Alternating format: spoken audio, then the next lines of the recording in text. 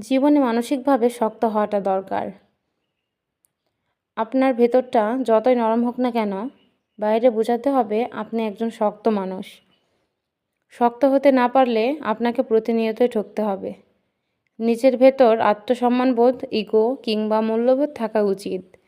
খেয়াল করে দেখবেন, যারা ঠকে যায় তারা বরাবরই নরম মনের মানুষ। শক্ত মনের মানুষকে কখনো ঠকাতে পারে না।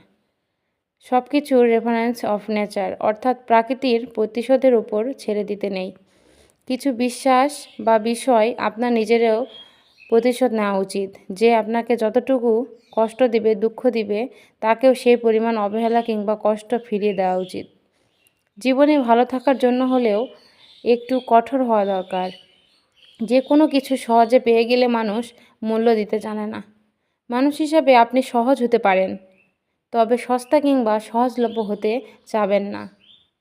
যে আপনাকে যতটুকু দেবে তাকে ততটুকুই ফিরিয়ে দিতে শিখুন, হোক সেটা আঘাত কিংবা ভালোবাসা।